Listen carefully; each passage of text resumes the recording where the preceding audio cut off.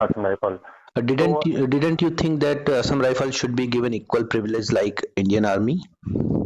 yes, sir, it should be given because it is working with the Indian Army.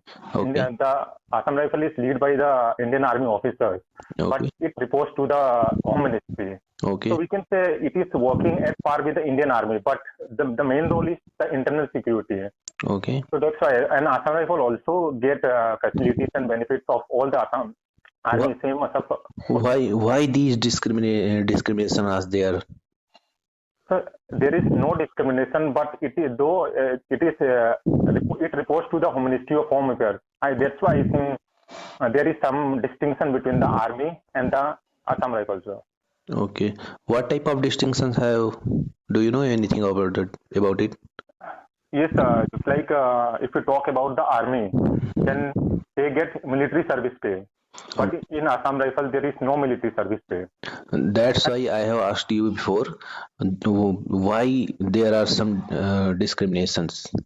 Sir, I can't say discrimination, but there are some benefit also. Just Okay, like in Assam Rifle, you get a chance to work till 60 years of age. But okay, in army, if you are medically unfit or if you don't get the promotion, you'll get retirement. okay, So there is benefit also, and there is some disadvantage also, I can say. okay, okay, okay. Good. Now tell me about Central Armed Police Forces and Assam Rifles. How they are different with each other? Yes, so there are basically there are many CAPF in India, just like the CRPF, Central Yeah. India Police Forces, Border Security Forces, Hmm. Sashastra Seema Bal, Indo-Tibetan Border Police, Okay. National Security Guard, etc. Okay. So all the armed forces have their respective duties and uh, mode of They have operation. given some specific border duties and Yes, some external security duties. security duties. Yes. Yes. Yes, so Okay. there is a difference between the CAPF and Assam Rifle. Okay. First, I Okay. will talk about the CAPF. Then CAPF report to the Ministry of Home Affairs, Yes. and also they are led by the IPS officers. Yeah. But in Assam Rifle, they are Okay. led by the Indian Army officers, but they report to the Ministry of Home Affairs. So we can say that the job role of Assam Rifles is more good or more harder than CAPF. Yes, sir. Yes, sir. The job role of Assam Rifle is Justify this statement. yes, sir. If you talk about the CAPF, sir, so they are given only specific one task, just Okay. like guarding the border. Just like if you talk about the BSF, they Hmm. have given the role of guarding the Indo-Pakistan and Indo-Bangladesh border. But if you talk about the Assam Rifle, they have the role of maintaining peace also and fighting, countering insurgency in the Okay. northeast, along with the guarding the Indo-Myanmar border. So it is very specific, and the training and operations are a little tougher than the in comparison to CAPS. I think CAPF have more than roles. Uh, uh, you have Yes, sir. They are given the task of election duty. yes, yes. Yes, and also just like if you talk about the CRPF, Uh, then they are engaged with the Naxals also, sir, in the yes, Chhattisgarh and Jharkhand. yes, yes. They have multiple type of duty like Yes, sir. anti-Naxalism and border security duties, election Yes, duties, sir. and also they guard our monuments and Monument, yes. also they guard our mines. But Assam Rifles don't do the this much duty. But harder term of Assam Rifle is that the terrain of Assam Rifles is very tougher than CAPF. You can add these point with these questions, then this will be more beautiful. Okay, sir. Okay, who is your most favorite, your mom or dad? So yeah, my dad is most favorite, sir, to me Why? Why is not because your mom? mom is also, sir, because she has done a lot, na. Okay, then But why your dad is more favorite than your mom? because I praise him because his qualities are very means as compared just like when I see my dad, na, whenever he come to my home, so he is always busy. Like he's always busy and doing something. Just Mm, like he just get up at 4 o'clock and he completed his task till 9 a.m. sir. And okay. after that he gets free and he do whatever he wants to do. Okay. My mom is also, sir, she also do just like when I was in 12th, she get up at 5 o'clock and she prepare breakfast for me when I This went to means army school. both are your favorite. Okay. Both are my favorite, sir. Yes, yeah. This will be more good if you reply that both are my favorites. क्योंकि आपके mom और आपके dad दोनों लोग की अपनी अपनी duties हैं, दोनों अपना Yes. अपना अच्छे से परफॉर्म कर सकते हैं. Okay. Okay, sir. Okay. Okay. After graduation what are you doing right now? Right now I'm preparing for my SSC CGL examination. Okay. So after graduation, I gave that one also, sir. FCAT also, 2 times FCAT and I cleared it. But I couldn't make it in the SSC interview, sir. तो आप screen out हुए थे या conference out हुए थे? Sir, I was screened out 2 times, sir. 2 times of CAT से screen out हुए. और Yes, sir. सीजीएल की क्या पोजीशन थी? CGL, sir, I have cleared till tier 3, sir. And now Tier waiting for my merit list in CGL and as well as in CHSL, sir, exam. Okay. Then why you are in here in IBACIU examinations? Actually, sir, since childhood, I had a dream of joining the different forces and serving the nation because Okay. I was brought up in a village where in every house there is almost one soldier serving.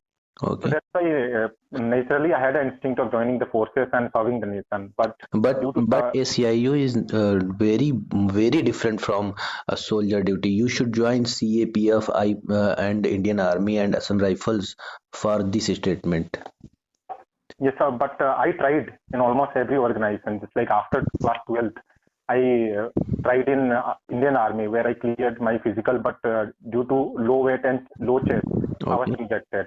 After that, I applied in the Coast Guard, Indian Coast Guard, Okay. where I was married out, sir. Okay. This means you love Yes, I uniform love job. my yes, You I love uniform job. But okay. since I am not eligible, so that's why here IB is providing me that opportunity to serve the nation, sir. So Okay. that's why I'm joining the IB. Okay.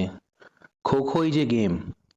In Yes, how many international or national tournaments? Mention some so tournaments where Kho is added as a game. it is aided in an Asian Games, sir. Asian Games. Yes, sir. Only Asian Games or there is one more? One was, sir, I remember only Asian Games, sir. Okay. And it is national game of which country? Kho is national game or not? Of No, anyone of sir. country? No, sir. None of our country has a Coco as an national game, I think. What far do as you know I about remember. Rathera? Rathera? Yes. Sorry, sir, I don't have any idea. Actually, Rathera is an ancient game and Yes, sir. ऐसा माना जाता है कि जो रथेरा था रथ से, Yes, जिसको yes, हम sir. चैरट बोलते हैं अंग्रेजी में, तो Yes, sir. उससे हम Yes. खो खो जैसी प्रतियोगिता की जाती थी, तो उस खो खो यहाँ से आया है, ऐसा माना जाता Rathera है. youth. Okay. Okay. Thank you, sir. Okay, welcome. Your favourite runner, who is your favourite runner? Sir, actually, I do not follow any in TV sports, sir. Okay. But I can say Usain Bolt is my favorite runner, sir. Usain Bolt is your favorite runner. Why? Yes, sir. Why is your favorite runner? Because he is world famous, sir. Famous and one of the fastest runner in the world, sir. Fastest. Yes, sir. Fastest and world famous. These two words don't describe the favorism. आप ये बताएं कि वो hard working है, हाँ? Yes, sir. उन्होंने hard work करके, या फिर कह सकते हैं कि एक छोटे से देश से निकल करके उन्होंने वर्ल्ड में अपनी फर्स्ट पोजीशन बनाई. जैसा कि आपने शायद रनिंग को लिखा भी है अपने हॉबीज में, Yes, sir. है ना, तो इसीलिए आप रनर के लिए बहुत अच्छे से तैयार रहिएगा. Okay, sir. What things I have to remember or I have to note down, sir? I will suggest after interview in Yes, sir. discussion portion. Okay. Okay, sir. Okay. Mention your latest book that you have read. Latest book. Recently, I have read Attitude is Everything by Jeff Keller. Okay. इस book के अंदर क्या चीज है, कैसी story दी गई है?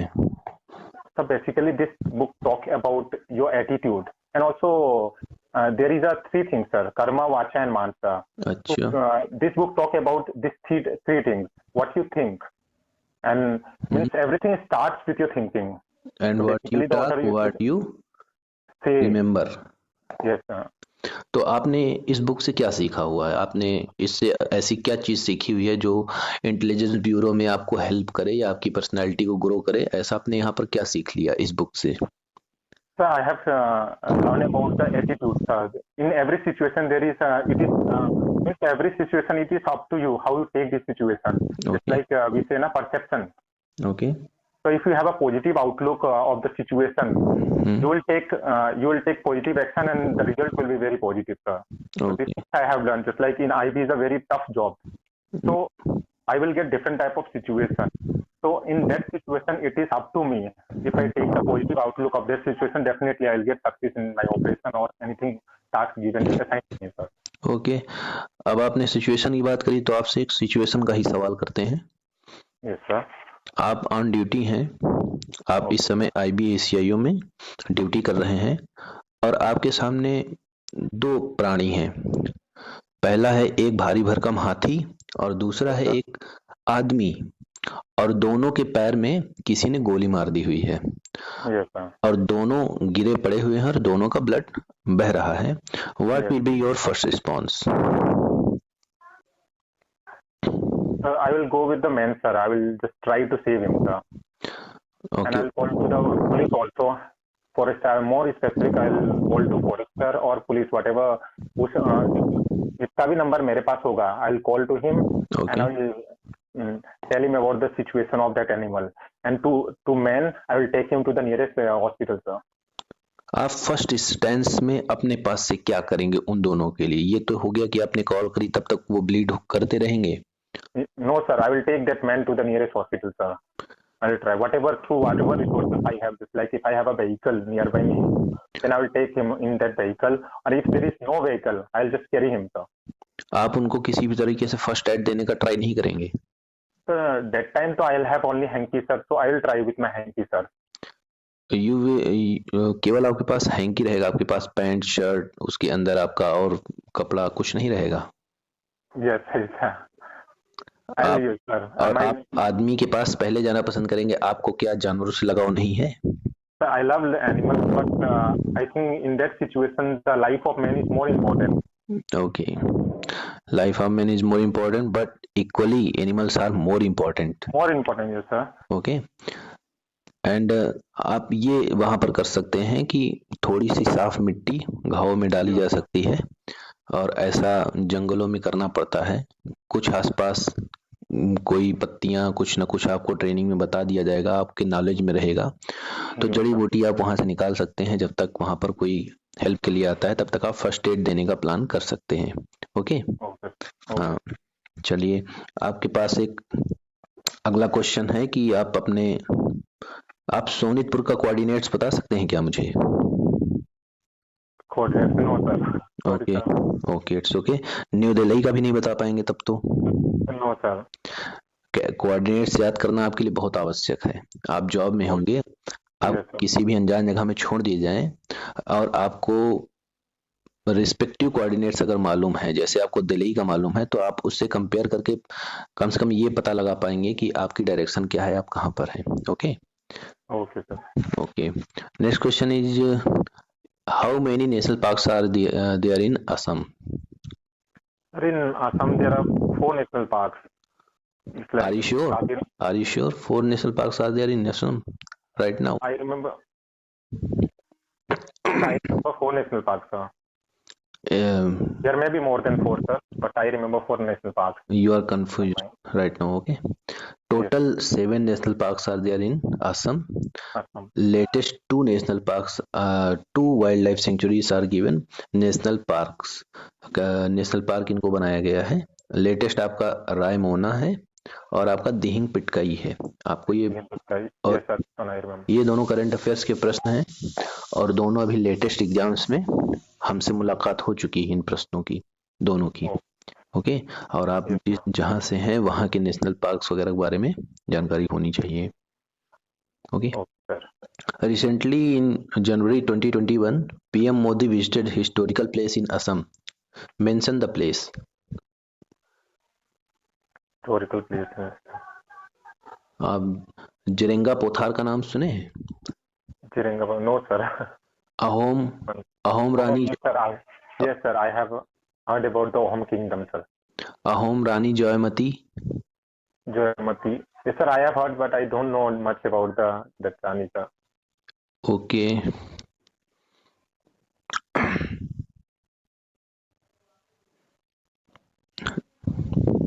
अभी लेटेस्ट आपका जो असम में काजीरंगा है, Yes, sir. वहां पर एक नई चीज करी गई है जो पूरे इंडिया में कहीं नहीं की गई है. जो काजीरंगा नेशनल पार्क है, तो Yes, उसमें sir. ऐसा क्या नया किया गया है जो बाकी के नेशनल पार्क्स में नहीं किया गया पूरे इंडिया में? Mm. Sir, I read about it, but right now I can't okay remember. Okay, it's okay it's okay. एक सिचुएशन में आपको चलिए सिचुएशन रहने देते हैं. आपको एक सवाल देते हैं Yes, और इसका जवाब आप हिंदी में दें या इंग्लिश में दें, आपके ऊपर है, लेकिन मैं चाहूंगा कि आप इसको पूरा का पूरा हिंदी में जवाब दें. जी सर.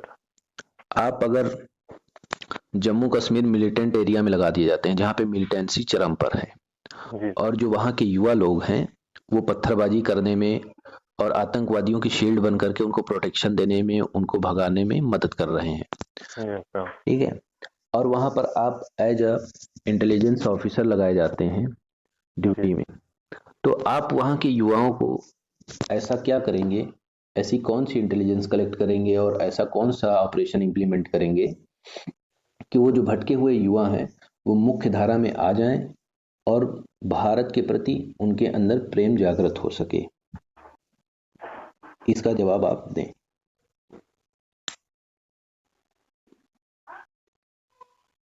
सर अगर मेरे पास अधिकार होते सर मैं तो ऐसा करूंगा आपको मैंने पहले ही अधिकार दे दिया है. आप एक इंटेलिजेंस ऑफिसर हैं, आपको ड्यूटी दी गई है, J&K मिलिटेंट एरिया में डिप्लॉय कर दिया गया, वहां आपको शांति बहाल करने के लिए भेजा गया है, और ये जो मुख्य धारा से भटके हुए बच्चे हैं जो पत्थरबाजी करते हैं और जो आतंकवादियों को शेल्टर देते हैं और शील्ड बन करके उनकी हेल्प करते हैं, और जो हमारे सशस्त्र बल हैं, जो हमारे सुरक्षा बल हैं, उन पर पत्थरबाजी करते हैं, उन पर लात घूंसे बरसाते हैं, ठीक है, आपके पास है पावर. अब आप इसका अच्छे से जवाब दें, आप कैसे इम्प्लीमेंट करेंगे चीजों को?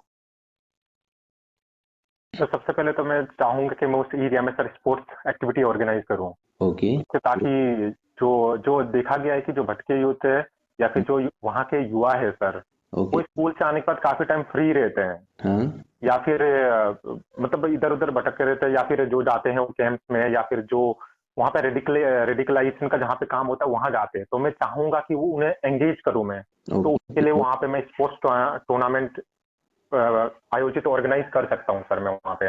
और कुछ? तो ताकि ऐसे करने से 2-3 अगर 2-3 मंथ ऐसा किया जाए तो ऐसा हो सकता है कि उनका माइंड थोड़ा डाइवर्ट हो जाए. ओके. और दूसरा चीज ये करूंगा कि मैं चाहूंगा कि वहाँ पे जो यूथ है वो डिफेंस के प्रति आकर्षक हो.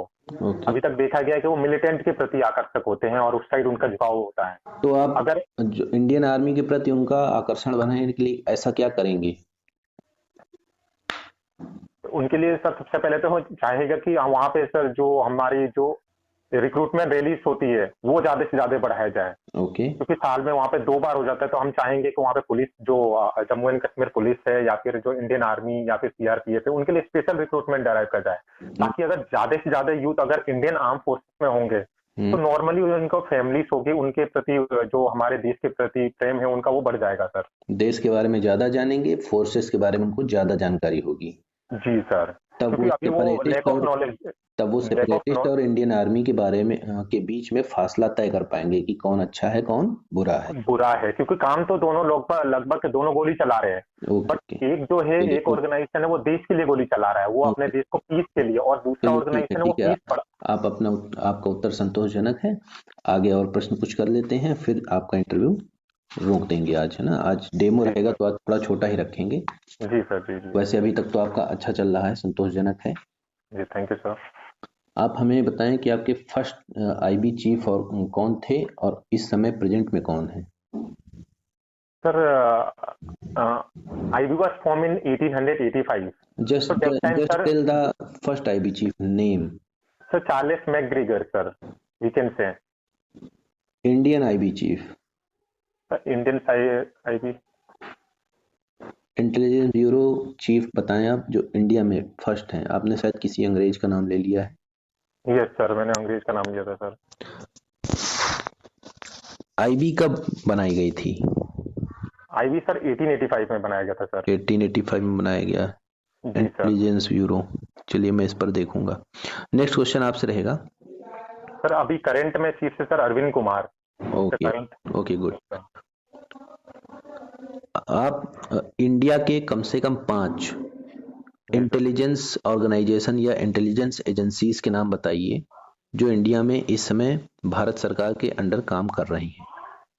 Yes sir, the first one is intelligence bureau, yes. then research and analysis wing, okay. directorate of military intelligence, okay. directorate of air intelligence, directorate of naval intelligence, and okay. we can say directorate of revenue intelligence sir. Okay. Okay. And क्या यहाँ पर एक कोई space से related है जो space intelligence collect करता हो? Space intelligence, some air intelligence sir. Air intelligence या फिर एनटीआरओ के बारे में आप जानते हैं? Yes एनटीआरओ sir, क्या है? technical research organization, yes sir, I have read technical about it. Research organisation. और तो ये एनटीआरओ का क्या जॉब रोल होता है? एनटीआरओ क्या काम करता है? uh, Sorry sir, actually I have very little knowledge about it. Okay. Okay कोई बात नहीं।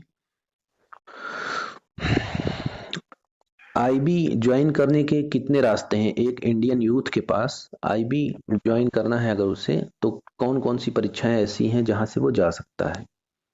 Sir, first any youth can join as an security assistant after class 10th or 12th.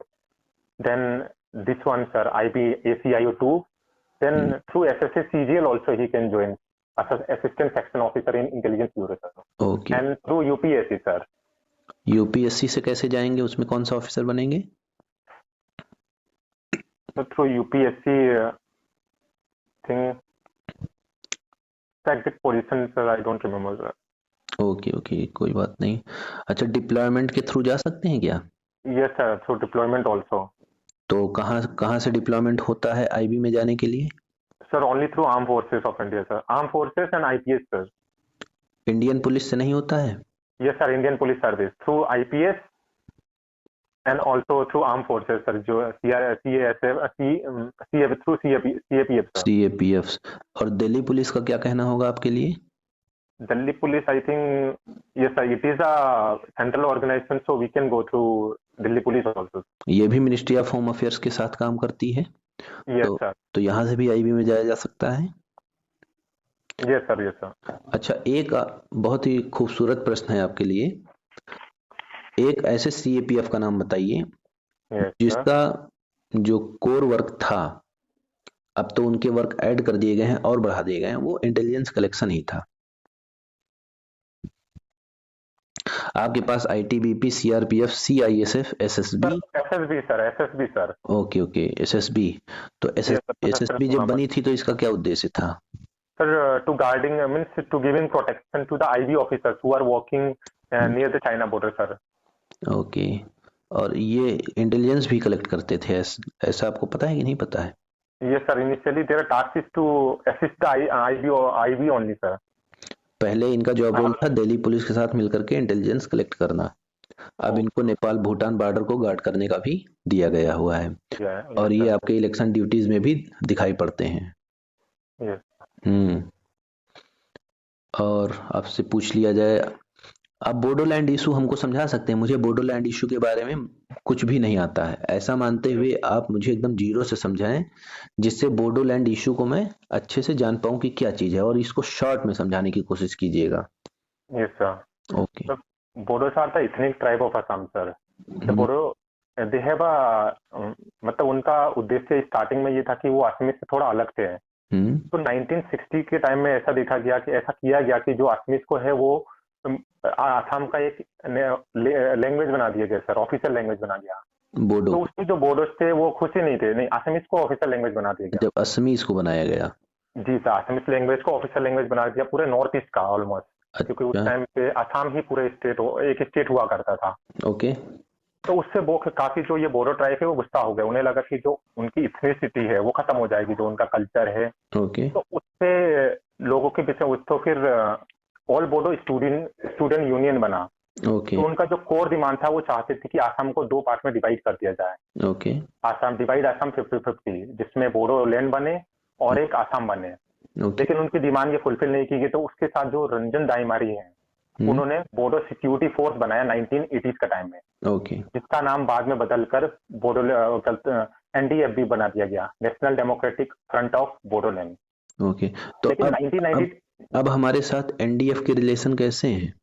now NDF. the relation with NDFB is good because last year we signed a Bodo Accord sir, okay जिसमें जो बोडोलैंड के 3 fraction हैं, okay NDFB P जो कि Govinda Basumatary lead करते हैं, okay और NDFB S जो कि बी साउ राइगवा लीड करते हैं, एंड एनडीएफबी आर जो कि रंजन दाईमारी करते हैं। ओके तीनों साथ में गवर्नमेंट ऑफ इंडिया के साथ एक बोडो अकॉर्ड साइन किया, जिससे उन्हें ज्यादा ऑटोनॉमी मिली इस ओके बोडोलैंड टेरिटोरियल में, और इकोनॉमिक पैकेज मिला, तो उससे वो खुश है और उन्होंने अपना जो कोर डिमांड है वो उन्होंने छोड़ दिया सर, अच्छा और अच्छा। अभी वो एक मुख्य रास्ते पे आ चुके सर। Okay good. तो अब आप हमें एक नेक्स्ट इशू बताएं, एनएससीएन खापलांग और एनएससीएन आइसाक मोइवा के बारे में। ये दोनों लोग क्या हैं और ये दोनों ऑर्गेनाइजेशन कैसे काम कर रहे हैं, प्रेजेंट स्टेटस क्या है इनका? सर बेसिकली जो जो एनएससीएन है वो एनएनसी से आया, नागा नेशनल काउंसिल से आया। ओके ऐसा देखा गया कि 1975 में जो शिलोंग अकॉर्ड हुआ उससे वो बिल्कुल भी खुश नहीं थे। उन्हें लगा कि जो उनका जो नागा राइट्स थे वो उन्होंने सेल कर दिया एनएनसी ने, तो उससे टूटकर पहले स्टार्टिंग में एनएससीएन बना, national socialist council of Nagaland, in 1980। Okay after this जो एनएससीएन आईएम है वो ऐसा देखा गया कि जो इसाक चीची सू है और थुंगालेंग मोइबा वो बातचीत के रास्ते पे जाना चाहते थे, तो उससे गुस्सा होकर जो खापलांग वाला गुट है वो अलग हो गया एनएससीएन से ही। Okay good. तो तो अब फिर 1997 प्रेजेंट स्टेटस क्या है? प्रेजेंट स्टेटस बता दीजिए बस। ये सब प्रेजेंट स्टेटस ये है कि जो एनएससीएन आईएम है ओके और एनएससीएन खापलांग दोनों ने गवर्नमेंट ऑफ इंडिया के साथ एक पीस एग्रीमेंट साइन किया हुआ है। Naga peace accord. Naga peace, no sir, हाँ Naga peace accord we can say, but in 2015 NSCN IM sign a framework agreement ताकि उससे जो पीस का रास्ता है आगे बढ़ा सके। ओके एकदम टोटल जो नागा पीस अकॉर्ड है वो साइन नहीं हुआ है, लेकिन एक फ्रेमवर्क बना दिया कि जो गवर्नमेंट ऑफ इंडिया है यस वो एनएससीएन के जो नागालैंड है उसके कस्टमरी राइट्स को पहचानते हैं और उन्हें रेस्पेक्ट देते हैं। अच्छा और जो नागा है वो भी इंडियन पॉलिटिकल को समझता है, पॉलिटिक्स को, और जो उनके रास्ते हैं उन पे जाना चाहता है। अच्छा। तो आपने एक सुना होगा कि एनएससीएन खापलांग ने एक जो है आर्मी के ऊपर हमला किया था जिसमें हमारे आर्मी कुछ जवान शहीद हुए थे। तो ये लोग तो हमला कर रहे हैं हमारे ऊपर, हमारे लोगों को मार रहे हैं या फिर भारतीय सैनिकों को मार रहे हैं, तो ये लोग तो अभी भी इस तरह से सक्रिय हैं। Yes sir. इसके बाद भारत ने क्या स्टैंड लिया है? जो एनएससीएन खापलांग है सर, उन्होंने 2001 में गवर्नमेंट ऑफ इंडिया के साथ पीस एग्रीमेंट साइन किया था, लेकिन हमला 2015 में हुआ था। जी सर, 2015 में उन्होंने यूनिलेटरली वो तोड़ दिया सर पीस को। अच्छा। तो उससे हमारे इसका जो ट्रेडेड मिलिक है इसके पीछे था निकिसुमी। ओके निकिसुमी था। ओके तो उसके ऊपर अभी एनआईए ने 5 लाख का बाउंटी भी रखा हुआ है, और ऐसा नहीं है कि हमारे फोर्सेस काम नहीं किया, हमारे फोर्सेस भी उनके ऊपर अगर जो इस एग्रीमेंट को अगर तोड़ रहे हैं तो हमारे सोल्जर्स भी उनके खिलाफ स्ट्रिक्ट एक्शन ले रहे हैं, जैसे तो कि हमने दिखा दिया कि अगर आपको बाउंटी हंटर बनने का मौका मिले तो क्या आप इन्हें मारना पसंद करेंगे? Yes sir, definitely, why not. तो हेडशॉट देना चाहेंगे या फिर 100 बुलेट्स डालना चाहेंगे? No sir, 1 headshot is enough. Okay okay. Kindly tell me about some silly mistakes in your life you have done in your past life. So silly mistake, I'll say in choosing the college also. After class 12th, I was very much confused what to do because there are financial constraints also. Okay. So मेरे को I clear various examinations, just like in Assam, I clear CEE and I got Kokrajhar engineering college. उसके साथ साथ मुझे जो मैंने यूपीएसडब्ल्यू भी clear किया था, तो उसमें मेरा रैंक बहुत ही अच्छा था। लेकिन ड्यू टू फाइनेंशियल, क्योंकि उस टाइम मैं यूपी में ही था और मेरे डॉक्यूमेंट आसाम में थे, तो एक छोटा मिस्टेक था कि डिसाइड करने में कि फाइनेंशियली आना जाना बहुत खर्चा हो जाएगा, और साथ में फीस ऑल्सो, फीस से रिलेटेड भी था कि कितने पैसे लगेंगे। ठीक है।